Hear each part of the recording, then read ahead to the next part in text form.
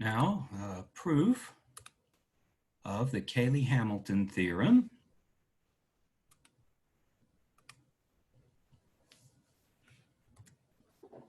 Okay.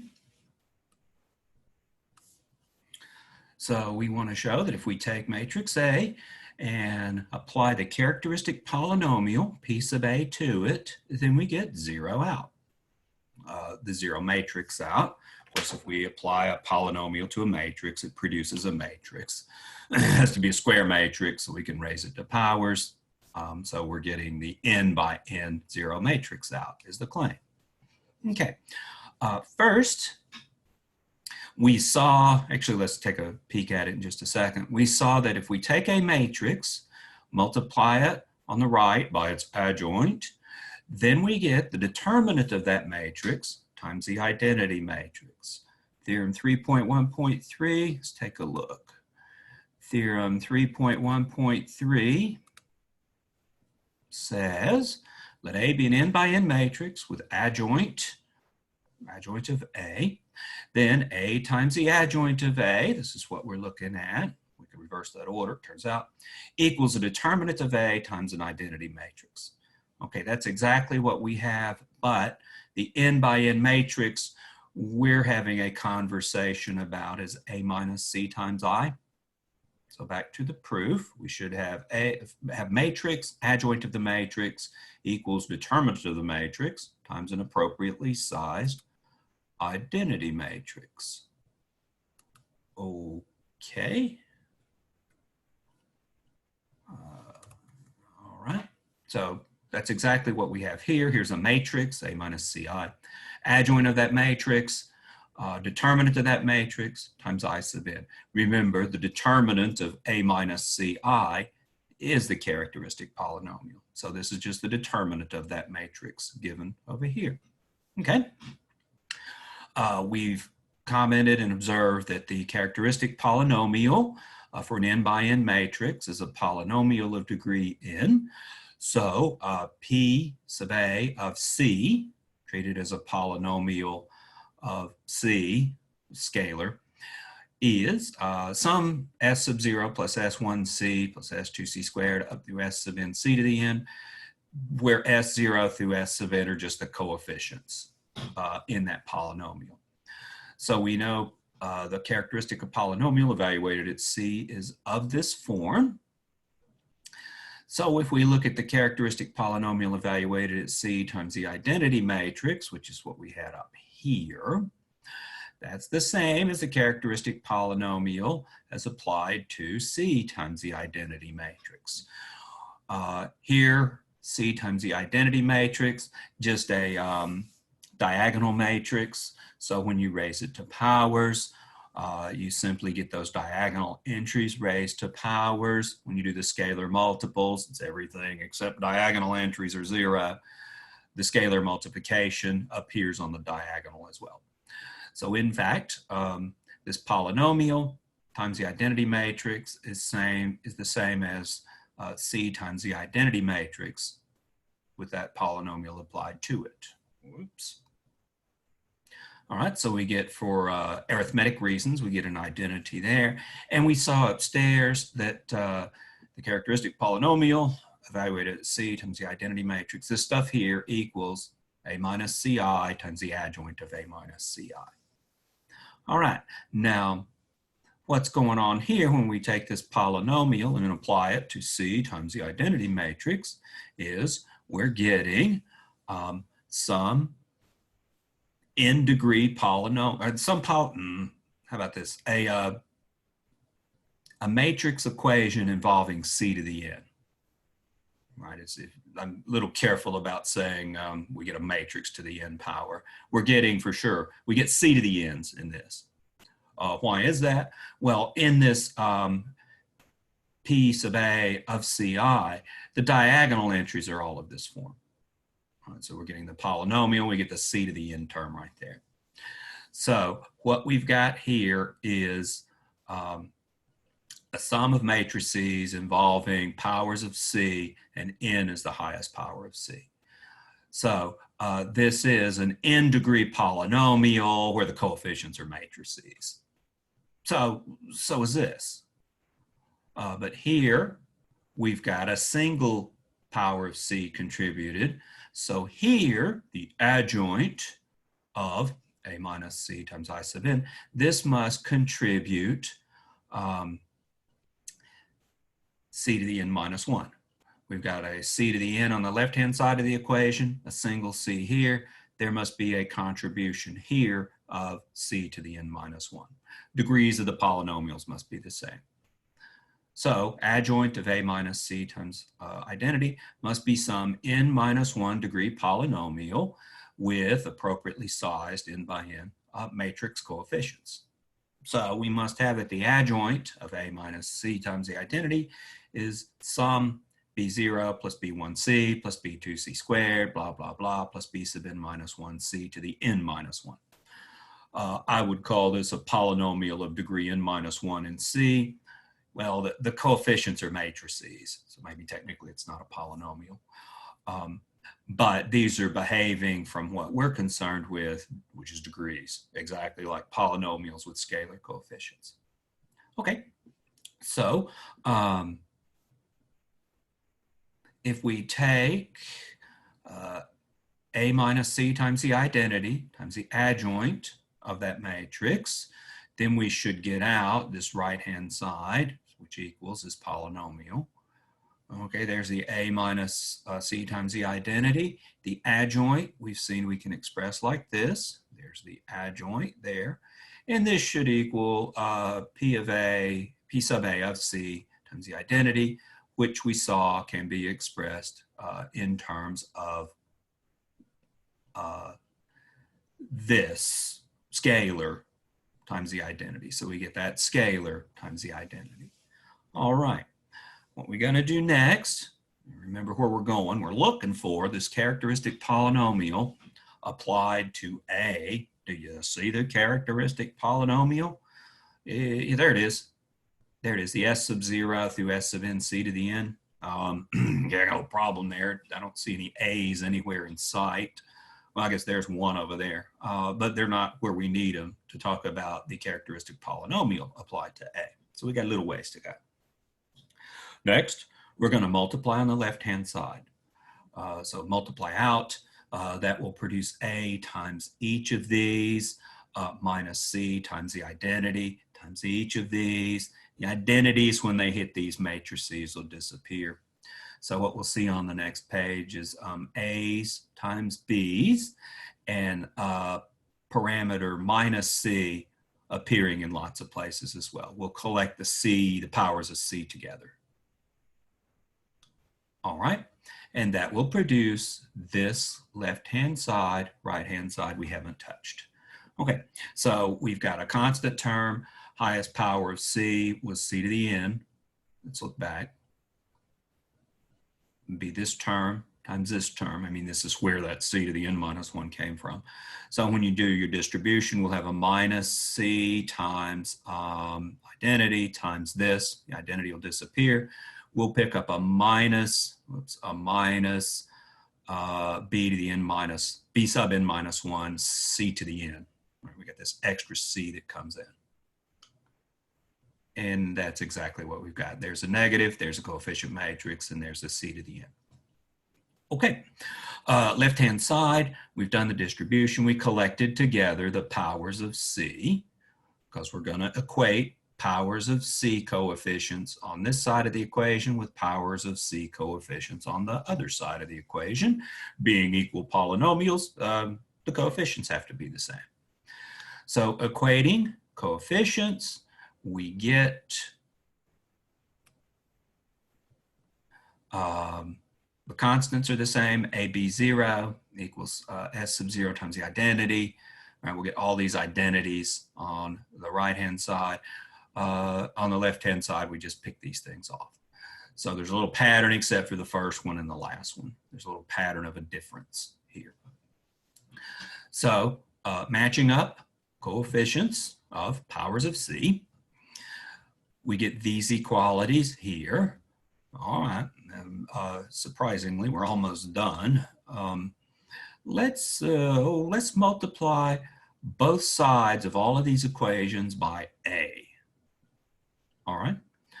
On the left, that'll give us, let's see, excuse me, all of these starting with a second one. So we're going to multiply by A on both sides. It's not A, but powers of A.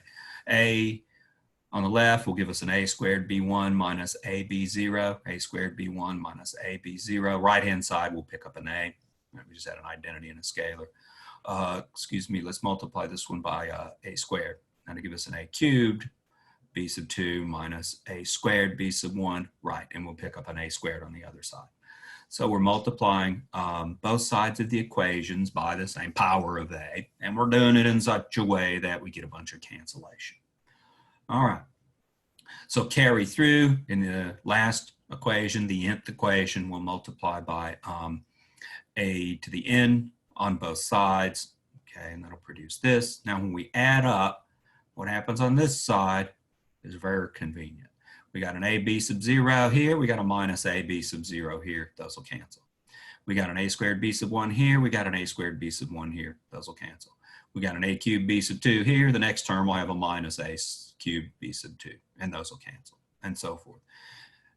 Going down, we'll get a cancellation of the previous term with this, and we get a cancellation of this with the last term.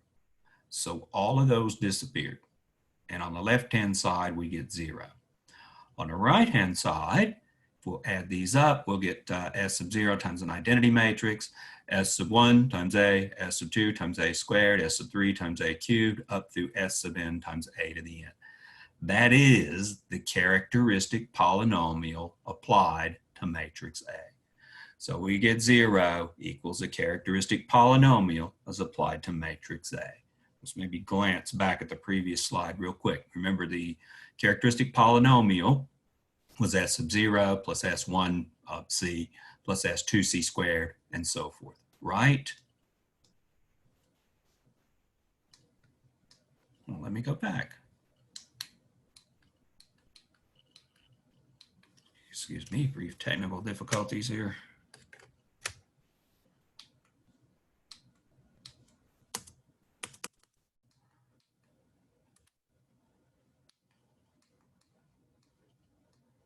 I don't know. Sorry. And here's the characteristic polynomial. Indeed, S sub 0, S sub 1, C, S sub 2, C squared. So when we apply it to the matrix A, we'll pick up powers of A here, and we'll have to throw an identity in there. Yeah, and that's exactly what we've got here. So we get 0 equals the characteristic polynomial evaluated at A. Proof by trick, and that was a pretty odd computation, but it establishes that the Cayley-Hamilton theorem holds. Must be moderately big result. It's got a name, and I think it pops up maybe in linear algebra, probably not in a very big role though.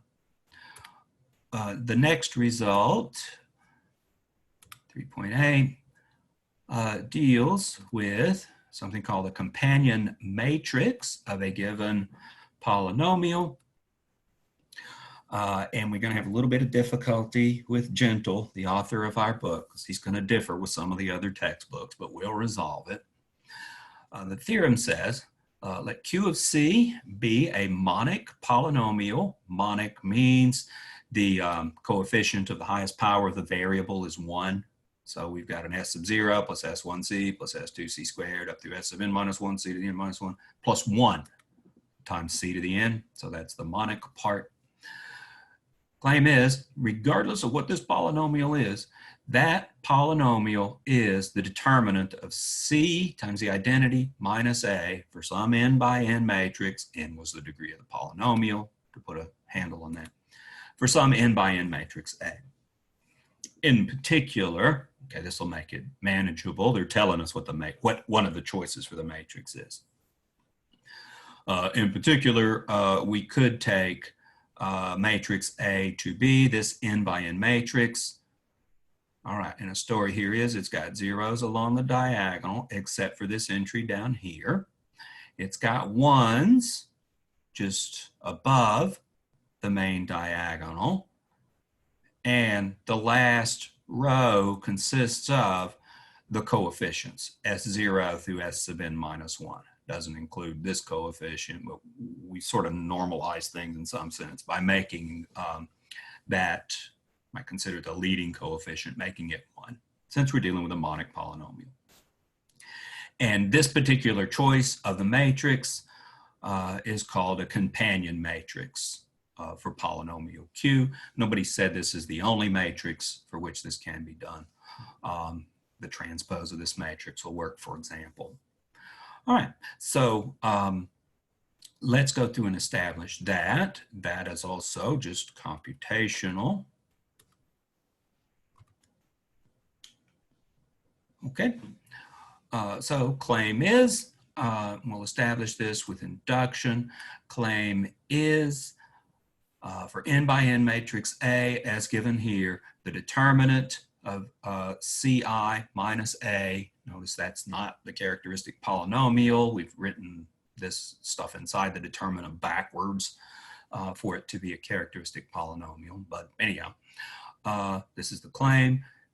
We want to show that that determinant is this polynomial evaluated at C. Okay, we're going to prove it by induction. If n equals 1, well, if n equals 1, you got a 1 by 1 matrix that just have a single entry S sub 0. It's arguable that that's what you extract from this, so we'll do n equals 2 as well, because it'll be a lot clearer. But anyhow, if you take the determinant of Ci minus A, that would simply be the 1 by 1 matrix C minus this thing here. That'd lead us to a C plus S sub 0, or an S sub 0 plus C, to put it in the form that we've got up here.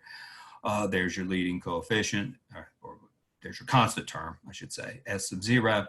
And there's your final power of C with a coefficient of 1. That's how it works. But I tell you what, for clarity, let's do it for n equals 2 as well. All right, 2 by 2 matrix, there's a little bit more going on here. So we got zeros along the diagonal except for this entry down here. In this case, we'll get a negative S sub 1. We got 1s above that diagonal. So at least there's a little bit more going on. And when we take C times a 2 by 2 identity minus A, we'll get C's along the diagonal. Subtracting off all of these entries produces a positive S sub 0 and a plus S sub 1 down here in that second row. So we get a negative 1 there. You take the determinant by doing your determinant computation for 2 by 2 matrix, and it works.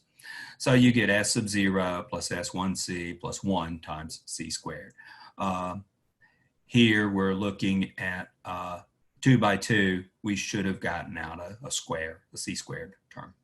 All right, so that establishes a base case for induction. Arguably, it establishes a couple of them. So suppose the result holds, that is, the determinant of this matrix is that monic polynomial. Suppose the result holds for k equals n, where we have a k by k matrix, and consider k equals n plus 1. All right, so C times the identity minus A would produce something like this. And let's go backwards and see what we have back here for the given matrix A. We're going to consider C times the identity minus A. Okay, that'll give us positives down here, negatives on the ones, and C times the identity. We'll put a string of C's along the diagonal. Right, string of C's along the diagonal.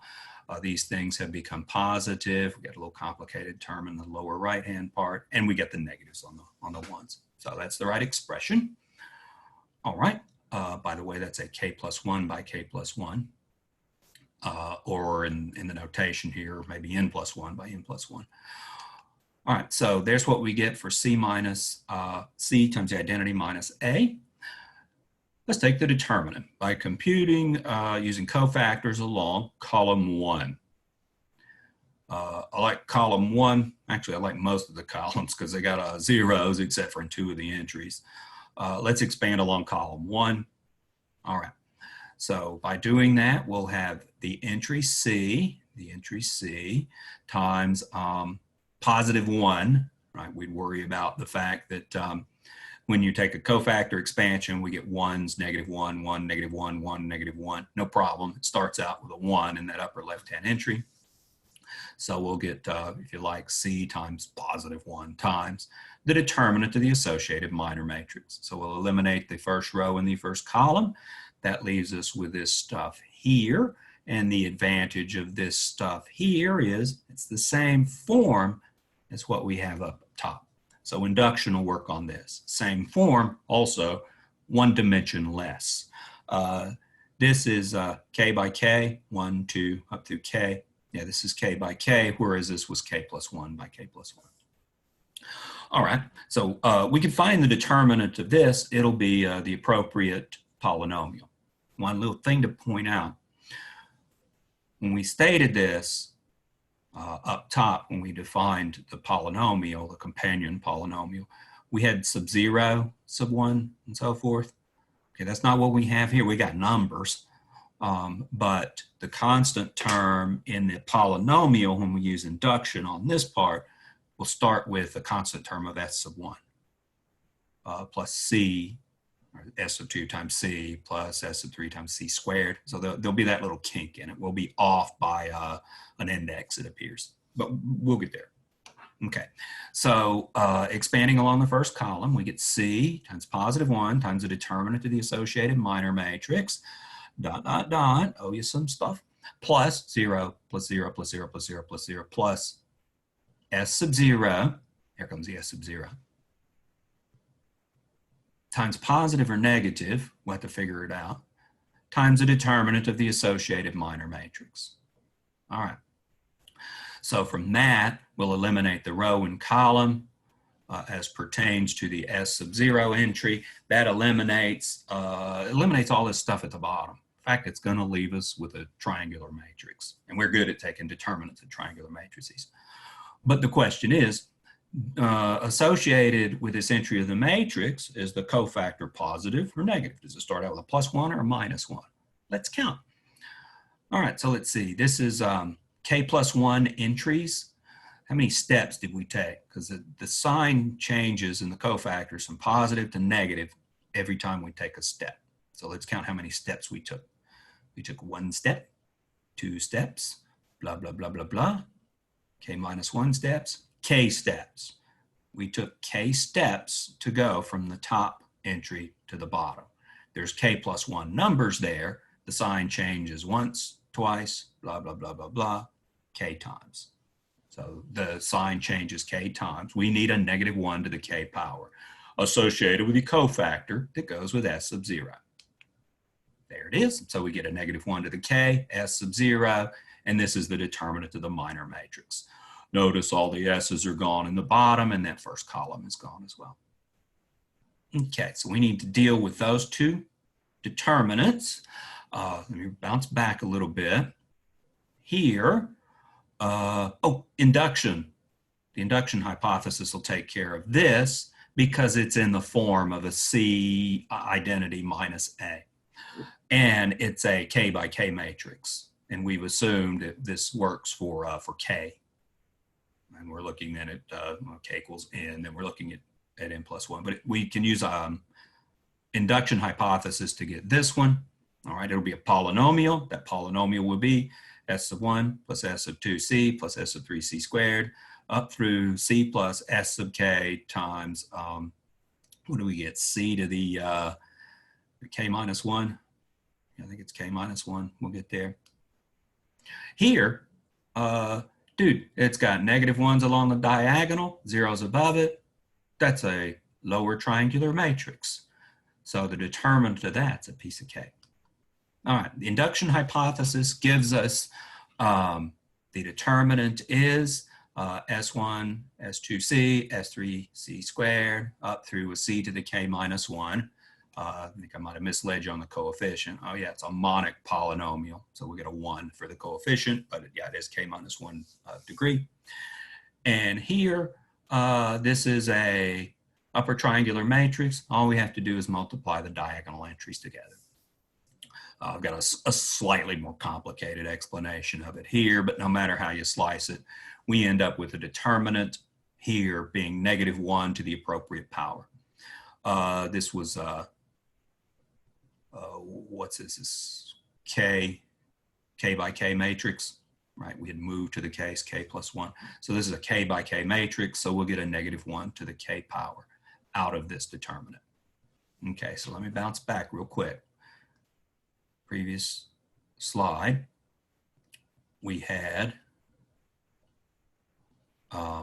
C, so we got a coefficient, times this thing. Induction hypothesis says it's going to be a polynomial, so we're going to C times that polynomial.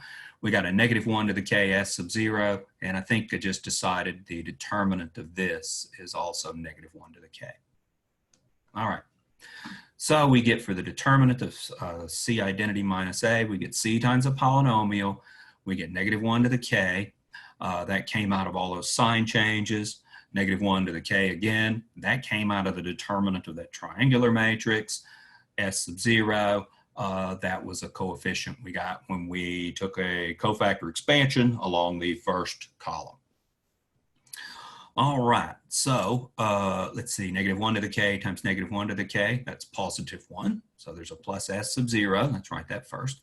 Take this S, distribute it, increases all the powers of, take this constant C, scalar C, distribute it, increases the powers of C by 1 throughout, and produces exactly what it was supposed to produce. So we get this to hold. We had talked about in terms of K equals N and K equals N plus 1. So anyhow, we've got the result to hold by induction, holds for N plus 1. By induction, it holds for all N. And that establishes that claimed equation. And like I said, nobody claimed that the companion matrix was the only matrix we can use for a given polynomial to get this kind of behavior, that the determinant of Ci minus A equals the given polynomial, given monic polynomial. Like I said, the transpose of matrix A will work as well. You just get transposes throughout. Hey, transposes don't change determinants. Okay, a little house cleaning here. Our book, Gentle, states that Q is a characteristic polynomial of A. It's not. We saw above that when we take the determinant of Ci minus A, that relates to the determinant of A minus Ci by a power of -1. So we've got characteristic polynomials related to these polynomials Q, defined as this, by a -1 to the N. So that's not quite right. This, I'm thinking out loud here, the confusion arises maybe from the two different types of definitions for characteristic polynomial. We saw, I mentioned the Horn and Johnson textbook that uses determinant of Ci minus A as the characteristic polynomial instead of determinant of A minus Ci like we're doing. That doesn't affect, well, it affects characteristic polynomial, but it doesn't affect eigenvalues, it doesn't affect eigenvectors. So you want to take this as a characteristic polynomial, have a nice time with Horn and Johnson's book. I know linear algebra, sophomore text, way more commonly look at a determinant of A minus lambda I, it should ring a bell, versus this other thing. But that other thing doesn't change eigenvalues and eigenvectors. Here's something that does change, this P and Q deal that we're talking about here. Oh, to further muddle things, I guess Horn and Johnson define the companion matrix of Q not to be the matrix we had, but the transpose of that matrix. Well, I told you the transpose would work. Okay, whatever, we got our definitions. And that's certainly true. If I replaced A with A transpose, everything would carry through on computations because the determinant of a matrix and the determinant of its transpose are the same. So anyhow, just a little elaboration on some of that esoteric stuff. Here's just the cutest little result concerning eigenvalues and determinants and traces. And I have to admit, I don't really recall encountering this in linear algebra. And usually by the time we get to the eigenvalue stuff, we're racing to get through before the course is over. I suspect it's contained probably in a homework problem or something in some of the latter sections covered in linear algebra.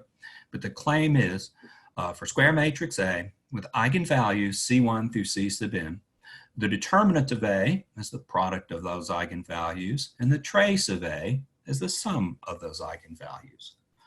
All right, so we're going to go through proof of that. We're going to play around with some polynomials again. And I declare the proof of this result as subtle, maybe bordering on weird. All right, we're going to equate some coefficients like we did in that previous theorem. They're a bit more involved in this one though. All right, so here's the plan. We're given eigenvalues C1 through C sub n. Well, the eigenvalues are the roots of the characteristic polynomial. So the characteristic polynomial can be factored, think of C as a variable, as -1 to the n times C minus C sub 1, C minus C sub 2, up through C minus C sub n. First off, we saw the coefficient of C to the n is -1 to the n power. I guess it was note 3.8.a that establishes that. That's why there's a -1 to the n outside. All right, so we'll factor that out first. Next, can you factor polynomials into linear terms? If I know the roots, I can, and that's how you usually factor, is you find roots. That gives you linear term factors. Well, we know the roots because we know the eigenvalues symbolically. So if the eigenvalues are C1 through C sub n, then I know, for example, C minus C sub 1 is a factor of that polynomial. C minus C sub 2 is a factor, and so forth. So that tells me almost everything about the polynomial. It doesn't tell me the leading coefficient, but we had talked about that before. So that characteristic polynomial as a function of C can be factored and written like this. All right. So if we take the determinant of A minus C times I, that is that characteristic polynomial, and we know how to calculate that determinant in some other ways. We defined it in a different way, for example. But if we take the determinant of A minus Ci, that is the characteristic polynomial, it's what you get from multiplying all this stuff out. Okay, let's take the -1 and stick it out front. Don't worry about it for a while. What happens when you multiply C minus C1 times C minus C2, blah, blah, blah, blah, blah, up through C minus C sub n? Well, I can tell you two of the terms easily. I multiply the C by the C by the C by the C n times, we'll have a C to the n. I can do the other side. If I multiply the second term times the second term times the second term times the second term, we won't have any powers of C in that. It'll give the constant term, and that would be -C1 times -C2 up through -C sub n. Okay, let's bring the negatives out front because there's n of them, and just have a -1 to the n. It's either positive or -1, depending on the even or oddness of n, times a product of those C's. All right, so this term you should believe, this term you should believe. Now expressing the other coefficients and the other terms of what we get by multiplying this out is not entirely straightforward.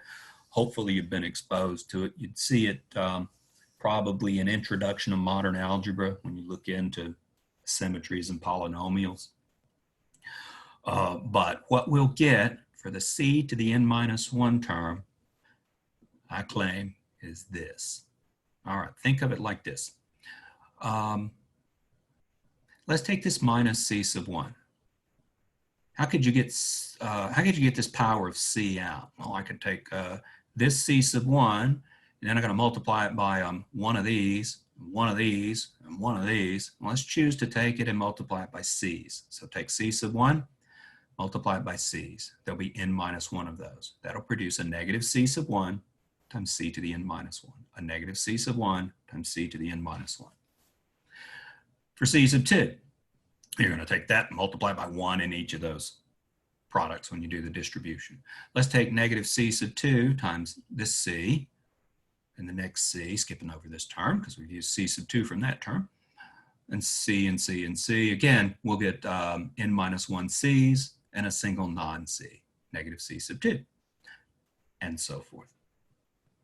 So what we get for the second highest power of the variable c, we get the sum of these second terms. They all carry negative signs with them, so it's a little bit of a hassle, but this is what you get. What do you get for the c to the n minus 2 expression? Would you believe it would involve 2 of the eigenvalues multiplied together and then a c to the n minus 2? You get all possible pairs of eigenvalues multiplied together and then added up. It's what you'd get for the coefficient of c to the n minus 2.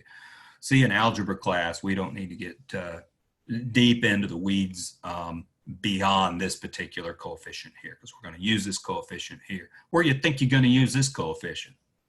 Oh yeah, we're going to say something about the trace, which allegedly is the sum of the eigenvalues. There's a sum of the eigenvalues right there. So that's how we're going to get to the sum of the eigenvalues. All right, anyhow, we get the determinant of a minus c times I expressed like this. We call this equation asterisk because we're going to use it twice. The first time, very easy, we claim the determinant of a is the product of the c sub i's. Okay, let's plug in c equals 0. This holds for all c, treating c as a variable. Plug in c equals 0, you'll get the determinant of a minus 0. On the right-hand side, you'll get a 0. You get a 0 for all of these except for the constant term.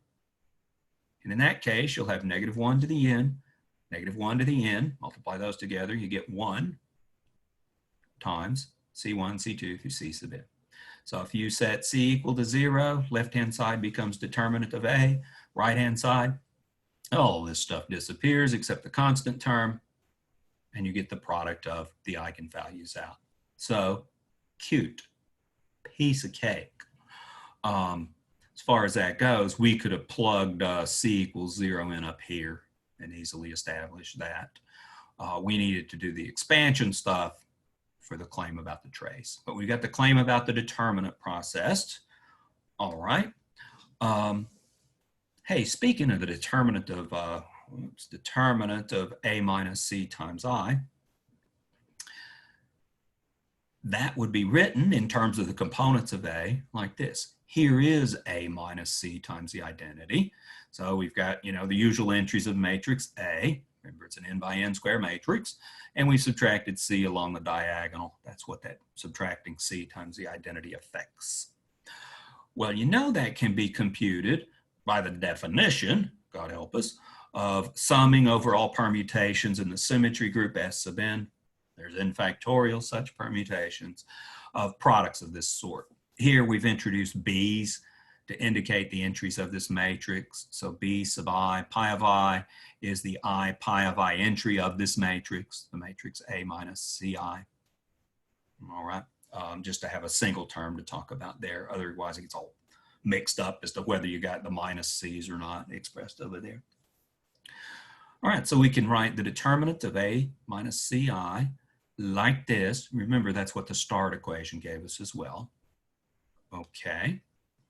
We had commented earlier, I guess it was note 3.8.a, at the only time one of those terms in that summation, when we were summing over permutations, the only time this contains a term involving c to the n or c to the n minus 1 is when that permutation is the identity.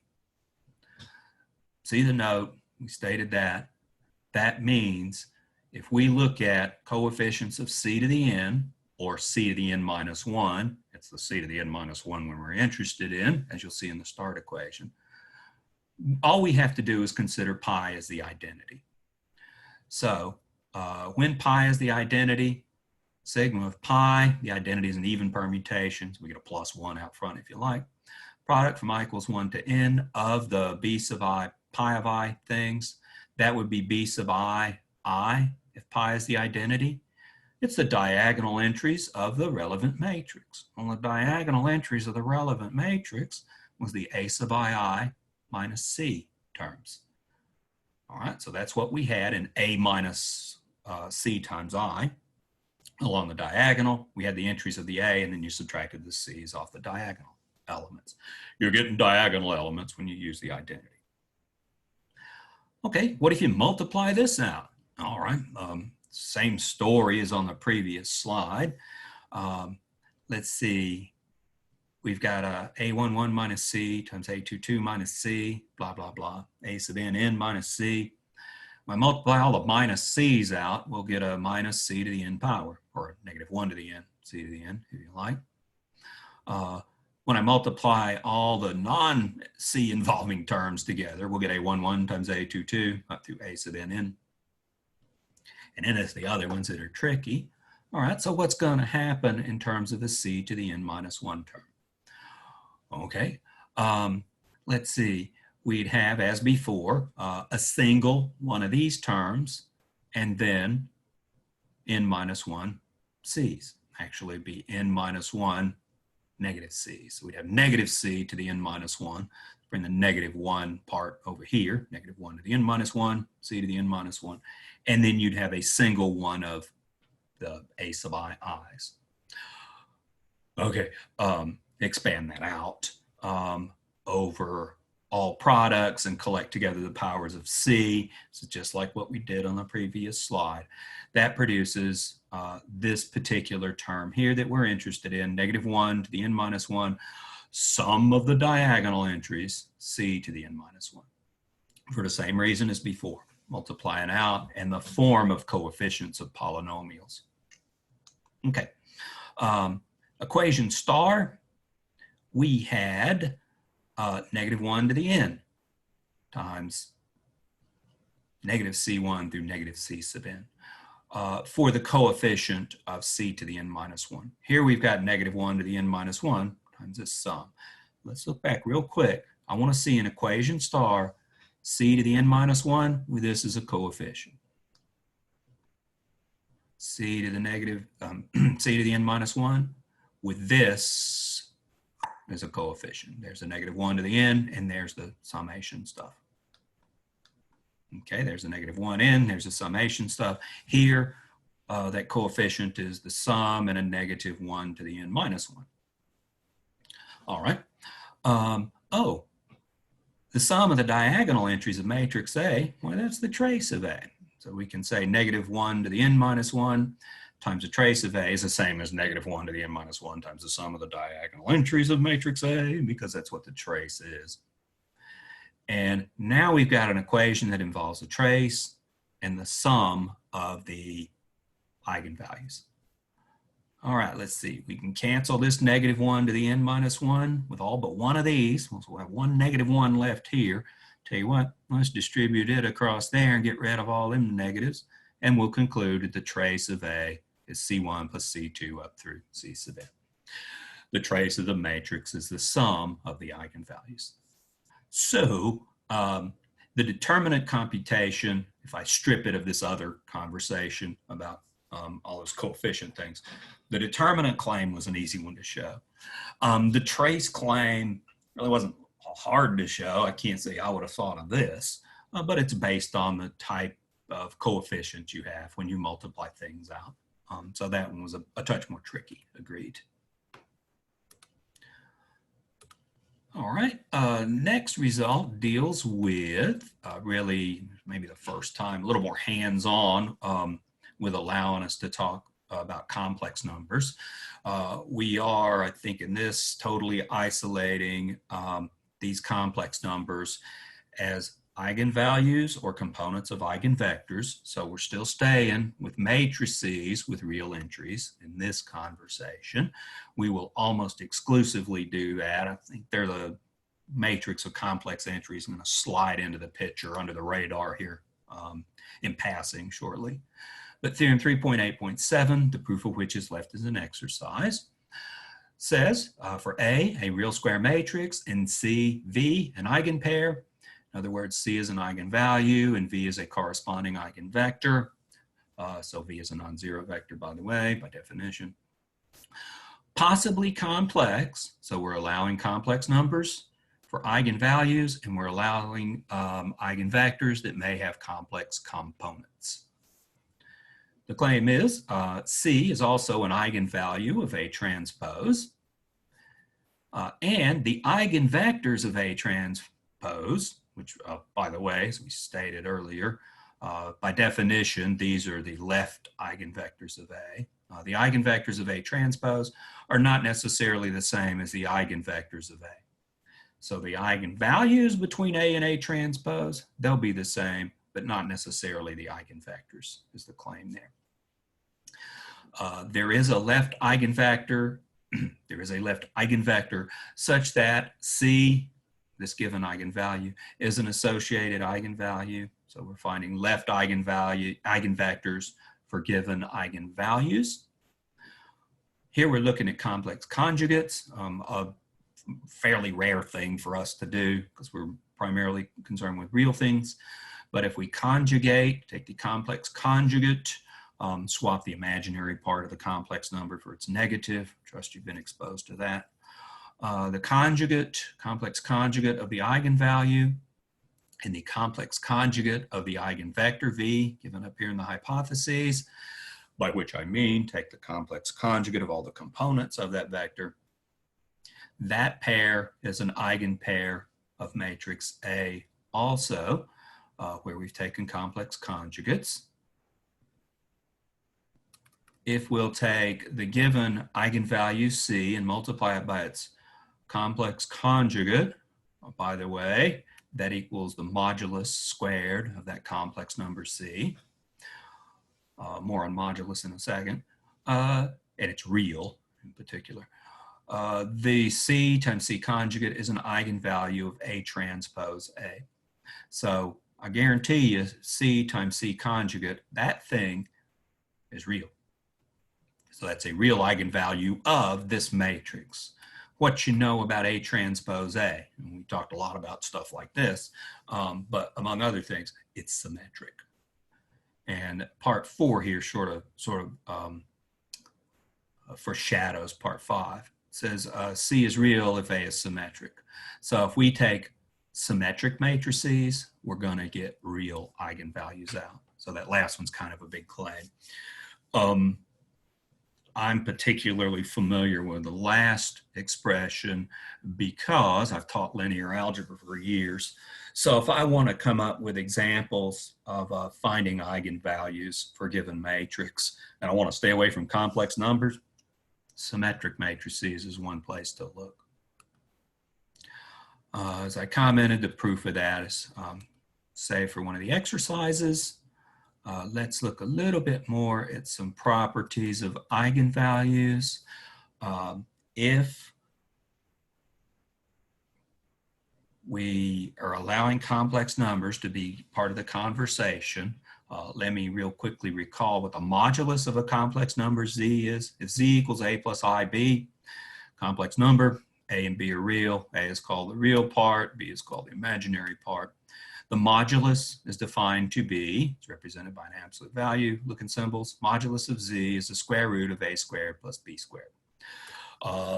Gee, if I were to plot this complex number in the Cartesian plane, treating it as a pair, you know, A comma B pair of real numbers, which it is. It's got more structure than a pair of numbers. But I can graphically represent it like that. Then this modulus is just the distance of that complex number from the origin in that Cartesian plane. But anyhow, this is how you measure distance in the complex setting. So let's have a little conversation about eigenvalues, which we're now briefly allowing to be complex, and their moduli. The set of all distinct, this word matters. Hey, when I say set, you don't repeat elements of a set. That's a property of sets. That's part of the definition of sets. I don't have the set consisting of 1, 2, 1 again, and 3. It doesn't work like that for sets. You might deal with multi-sets out there. These pop up in a setting of graph theory when you have non-simple graphs. You have repeated edges, maybe. But there's some redundance in this statement. It says a set of all distinct eigenvalues of matrix A is called a spectrum of matrix A, and it's denoted sigma of A. Sigma for S, for spectrum. This is the first time we've had sigma of a matrix. We had sigma of permutations. There it was a sign, also S. But here, totally different use of the letter sigma. Yeah, different setting. Here it's matrices. There it was permutations in the symmetry group. But the collection of distinct eigenvalues is called a spectrum of matrix A. We go into infinite dimensions. This becomes a more complicated story, but finite dimensions, this is the story. If A is n by n matrix, has eigenvalues C1 through C sub n, where we index those eigenvalues in decreasing modulus. The modulus of C1 is greater than or equal to the modulus of C2 and so forth. Say C1 is the biggest one in modulus. Then the spectral radius of this matrix, denoted rho of A, rho for R for radius, is the maximum modulus of an eigenvalue. Symbolically, the spectral radius of A is the maximum from 1 to n of the modulus of the eigenvalues. So if we've indexed them as given, it's the modulus of C sub 1. The set of complex numbers, here we're looking at a region in the complex plane, equals, here we're looking at a circle in the complex plane. Set of complex numbers Z such that mod Z equals the spectral radius of the circle. This is spectral radius of the matrix. It's called the spectral circle of the matrix A. And what it is a circle of radius, rho of A, centered at the origin, centered at 0 in the complex plane. So it's a circle. And by the way we define things in terms of the spectral radius, all of the eigenvalues in the complex plane lie on or inside this spectral circle. So it sort of tells you where the eigenvalues are in terms of a circle centered at the origin. An eigenvalue that has a modulus of the spectral radius is called a dominant eigenvalue. It's one of largest size, largest modulus, I should probably say. My area of research is more related to where are the zeros of polynomials in the complex plane. I take an approach more based on dealing with coefficients of the polynomials and such, but this is an application of the kind of thing I would do. I might be interested in where the eigenvalues are for a given matrix. This has certain implications to applied problems in ODE, systems of ordinary differential equations with constant coefficients, for example. But I'm a little bit more familiar, and I tell you all the time the stuff I don't know, I am a little bit more familiar with zeros of polynomials in the complex plane, and that's what the conversation is here. And they start talking about spectral radius and spectral circles. They're locating zeros. They're locating eigenvalues, which are zeros of the characteristic polynomial. All right, we could do some normalizing in a sense. If A has a non-zero eigenvalue, then the matrix 1 over the spectral radius of A, hey, the spectral radius isn't 0 if it has a non-zero eigenvalue, so that's why that comment's made. 1 over the spectral radius of A times A is a scaled matrix in the sense that it has a spectral radius of 1. There's a comment made before that I think I kind of want to gloss over. If you look really carefully in that comment right there, we're looking at a matrix with some complex entries. If you look at B times matrix A, because B is a complex number. So that's where they tried to slip in some matrices with complex entries. I'll say again, and I wish we'd have just started in the beginning with complex entries for matrices. Then we get a lot of this other stuff out as maybe corollaries, but little changes. Let's look at Theorem 3.8.8, which talks about, well, the punchline is, eigenvectors associated with distinct eigenvalues are linearly independent. The full statement is, let's look at it in the setting of a proof. Let A be an n by n matrix with distinct eigenvalues, C1 through C sub k, and corresponding eigenvectors x1 through x sub k. In other words, the indices indicate the corresponding eigenvalues and eigenvectors. C sub I, x sub I is an eigenpair of the matrix. All right, so the key hypothesis here is distinct eigenvalues. The claim is x1 through x sub k is a set of linearly independent vectors. That is, eigenvectors associated with distinct eigenvalues are linearly independent. Okay, well, suppose not. Suppose x1 through x sub k is not linearly independent. All right,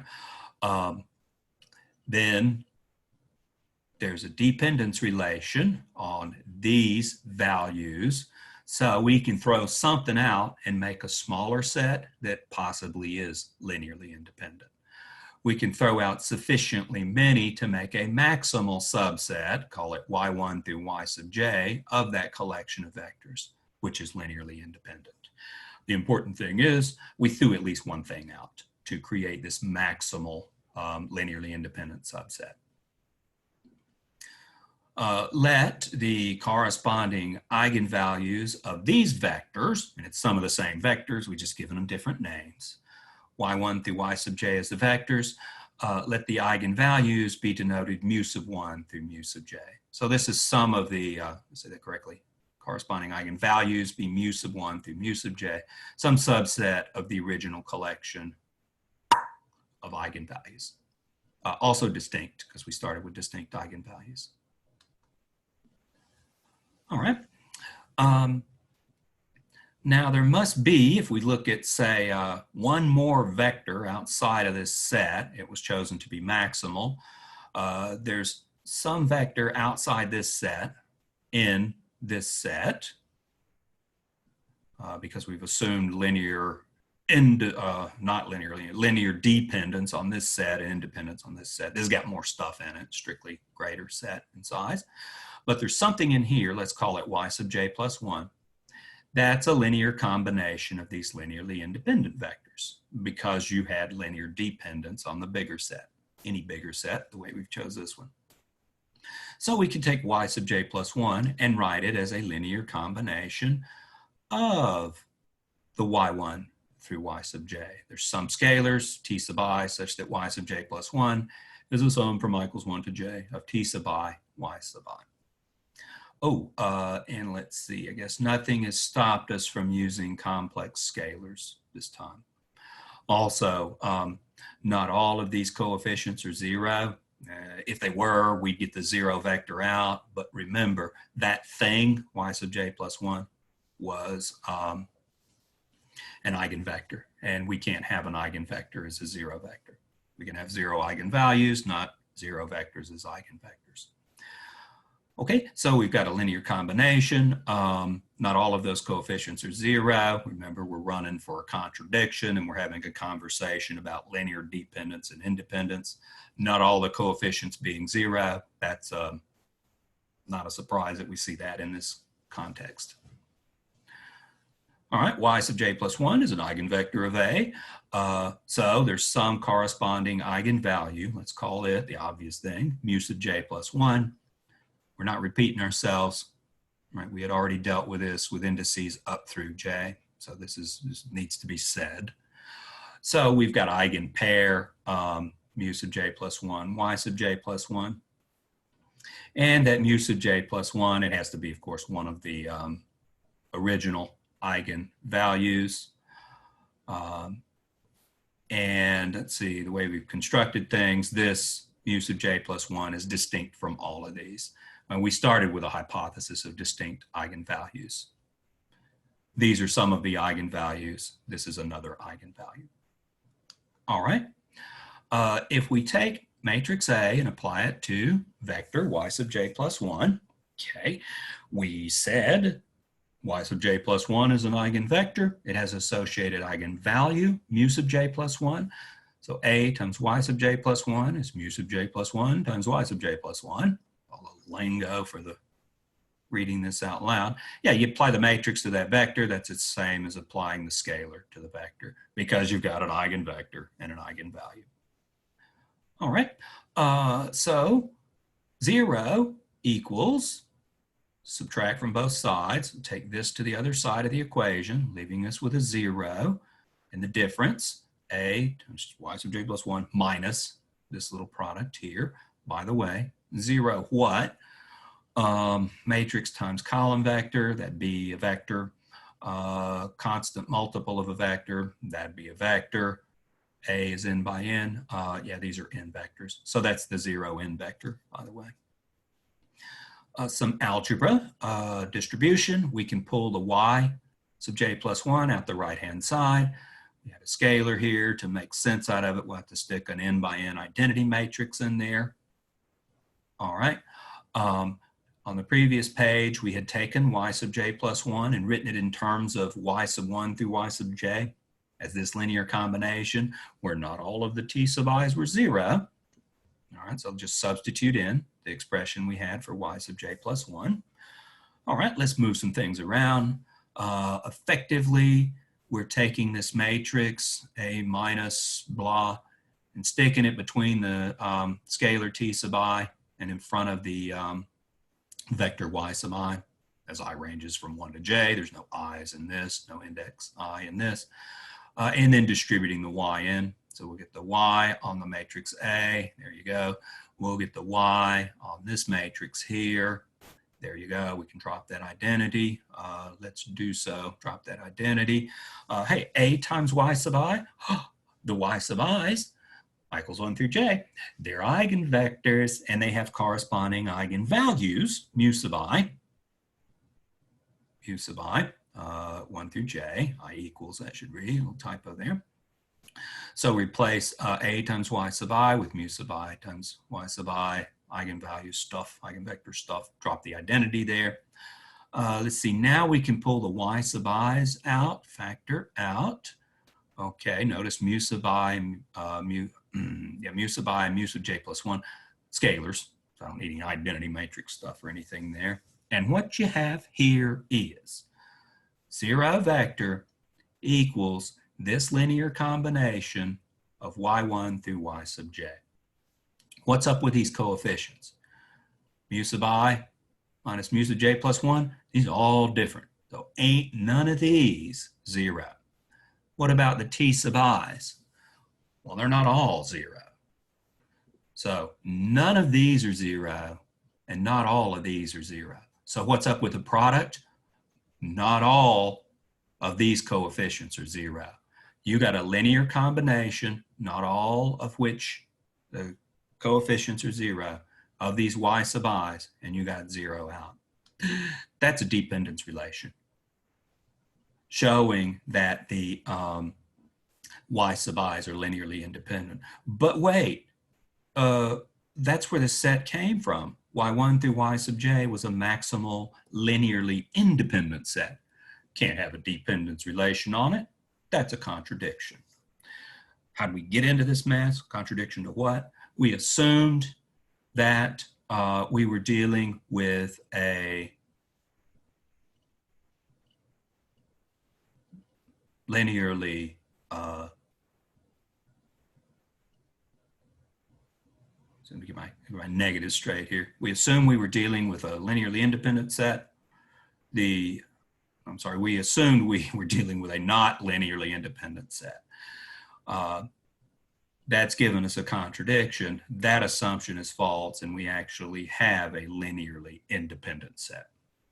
Okay, so I got my negatives and independence and dependence mixed up a little bit there at the end. But contradiction to an assumption of not linearly independent. Conclusion, are linearly independent. Eigenvectors associated with distinct eigenvalues are linearly independent. I like to have lots of different, in a linear independence sense, lots of different eigenvectors. And you've encountered this in linear algebra in terms of counting in a certain sense.